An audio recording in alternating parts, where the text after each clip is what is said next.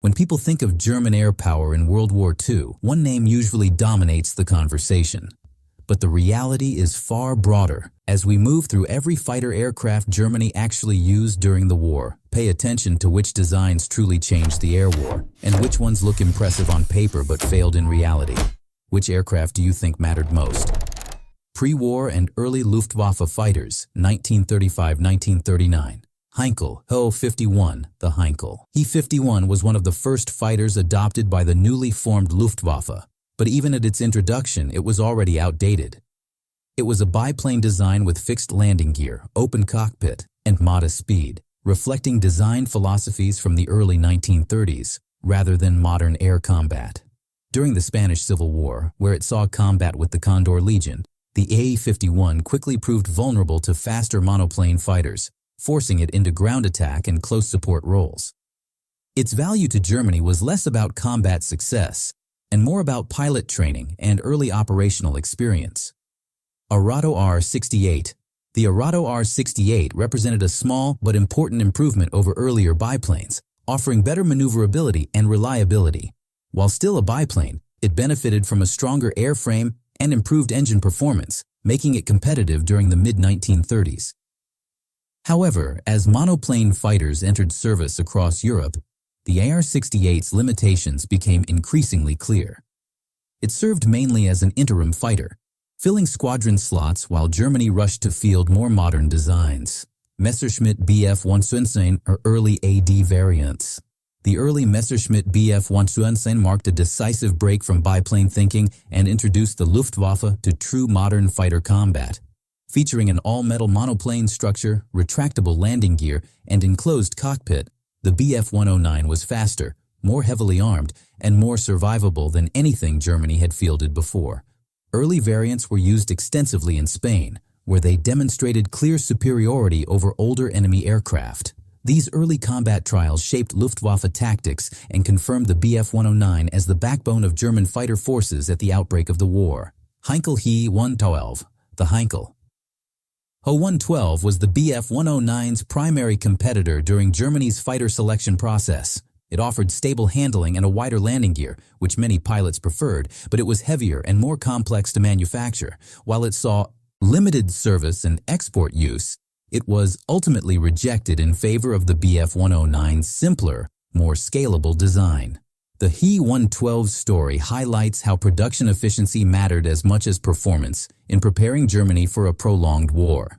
Core single-engine fighters of the war, 1939-1943, Messerschmitt Bf-109, E, F, G variants. As the war began, the Messerschmitt Bf-139 became the primary single-engine fighter of the Luftwaffe and remained so until the final months of the conflict. The Bf-109 E series, known as the Emil, introduced heavier armament and improved engines, making it effective during the invasions of Poland and France, and later during the Battle of Britain. However, its limited range and challenging handling characteristics exposed weaknesses when fighting over enemy territory. The later F series refined aerodynamics and improved balance, restoring the aircraft's reputation as a capable dogfighter. By the time the G series entered service, the Bf-109 had grown heavier and more powerful, reflecting Germany's shift toward interceptor duties against Allied bombers rather than pure air-to-air combat. Focke-Wulf FW-190A series. The introduction of the Focke-Wulf FW-190A series shocked Allied pilots when it first appeared in 1941. Powered by a radial engine, it offered superior roll rate, heavy firepower, and strong low-to-medium altitude performance compared to contemporary Allied fighters. The FW-190 gave Germany a temporary qualitative advantage, particularly on the Western Front, where it outperformed early Spitfire variants. Its rugged design also allowed it to absorb damage better than the Bf-109, making it popular among pilots. This aircraft represented Germany's most balanced fighter during the mid-war period. Focke-Wulf FW-190D series. As Allied aircraft performance improved, the FW-190D series was developed to address altitude limitations of earlier models. Fitted with a liquid-cooled inline engine, it offered better high-altitude performance and increased speed. The D series served primarily as an interceptor and bomber escort late in the war. While technically impressive, it entered service in limited numbers and too late to reverse Germany's declining air situation. Heavy fighters and destroyers, Zerstörer Doctrine. Messerschmitt. Bf-110. The Messerschmitt Bf-110 was built around the Zerstörer, or destroyer, concept, a twin-engine heavy fighter designed to escort bombers, destroy enemy aircraft, and operate at long range.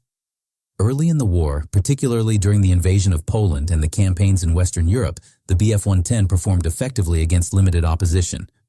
Its heavy armament and long endurance made it suitable for strike and interception missions. However, once it faced agile single-engine fighters during the Battle of Britain, its weaknesses became clear. The aircraft lacked the maneuverability to survive sustained dogfights and suffered heavy losses. Despite this, the Bf-110 remained in service throughout the war in roles such as night fighting, ground attack, and bomber interception, where its size and stability could still be exploited. Messerschmitt Me-210. The Me-210 was intended as a direct replacement for the Bf-110, promising better speed, improved aerodynamics, and more advanced weapon systems. In practice, it became one of the Luftwaffe's most problematic designs. The aircraft suffered from severe stability issues, particularly during turns and landings, making it dangerous for pilots to operate. Continuous design modifications failed to fully resolve these flaws, and production was repeatedly delayed. The Me-210's failure highlighted the risks of rushing advanced concepts into service without sufficient testing, especially as Germany's industrial pressures increased. Messerschmitt. Me-410. The Messerschmitt Me-410 was an attempt to salvage the Zerstörer idea by correcting the Me-210's flaws. With a lengthened fuselage and improved handling characteristics, it proved more stable and capable than its predecessor. The Me-410 served effectively as a bomber destroyer, using heavy forward-firing cannons to attack Allied formations. However, by the time it entered wider service, Allied fighter escorts had become too numerous and capable. While the Me-410 was technically competent, it could not overcome the strategic reality that heavy fighters were increasingly vulnerable in a sky dominated by fast, long-range single-engine escorts. Rocket and jet-powered interceptors, 1944-1945, Messerschmitt Me-163 Comet, Me-163 Comet, the Messerschmitt. Me-163 was one of the most radical fighter aircraft ever to see operational service. Powered by a liquid-fueled rocket engine, it was designed solely as a point defense interceptor to attack Allied bomber formations at extreme speed. In powered flight, the Me-163 was faster than any Allied aircraft of the war, capable of climbing rapidly to bomber altitude within minutes. However, this performance came at a cost. Its fuel was highly volatile, making landings extremely dangerous, and its powered flight time was measured in minutes. Once fuel was exhausted, the aircraft became an unpowered glider, leaving it vulnerable during recovery. While the Me-163 demonstrated astonishing speed, its operational impact was minimal due to its short endurance, limited armament effectiveness, and extreme handling risks. Messerschmitt Me-262, Schwalbe, Me-262 Schwalbe. The Messerschmitt Me-262 was the world's first operational jet fighter and represented Germany's most significant technological leap of the war. Powered by twin turbojet engines, it offered a massive speed advantage over piston-engine Allied fighters, allowing it to engage or disengage at will. Initially envisioned as a pure interceptor, the Me-262 was later diverted into a fighter-bomber role, delaying its effective deployment. Once used properly against bomber formations, it proved deadly, with heavy cannon armament capable of destroying large aircraft quickly. Despite its superiority, production delays, fuel shortages, inexperienced pilots, and constant Allied attacks on airfields severely limited its numbers and effectiveness. Heinkel He-162, Volksjäger, Heinkel He-162 Volksjäger. The Heinkel He-162 was conceived as an emergency fighter, designed to be cheap, fast, and built quickly by semi-skilled labor. Its lightweight construction and single-jet engine allowed respectable speed, but the rushed development process led to structural weaknesses and reliability issues. Many pilots assigned to the He-162 were inadequately trained, further increasing accident rates.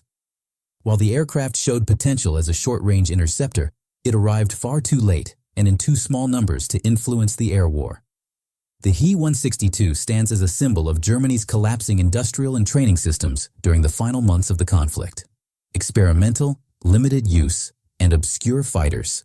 Focke-Wulf Ta-152.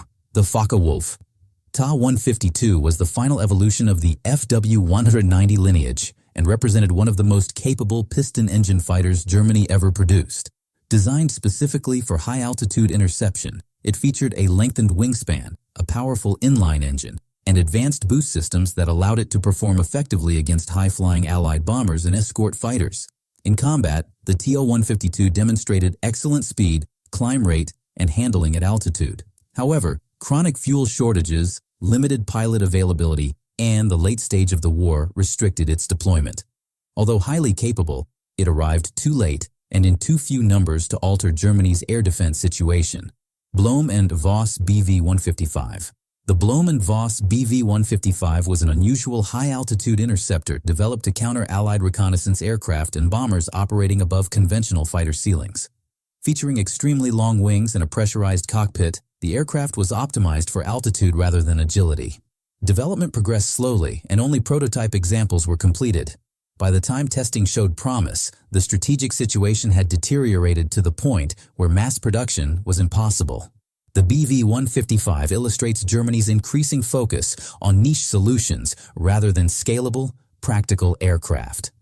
Blohm and Voss BV-40. The BV-40 was a radical glider-based interceptor concept intended to ram or attack bombers using minimal resources. Designed to be towed aloft by another aircraft, it relied on heavy armor around the cockpit and minimal armament. While conceptually innovative, it was tactically impractical and extremely dangerous for the pilot. The project never progressed beyond prototype testing, reflecting the increasingly desperate ideas emerging as Germany sought any means to counter overwhelming Allied air power.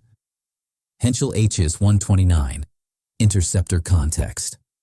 Although primarily known as a ground attack aircraft, the Henschel HS-129 was briefly considered for limited interception roles due to its heavy armament. Its slow speed and poor high-altitude performance made it unsuitable as a true fighter.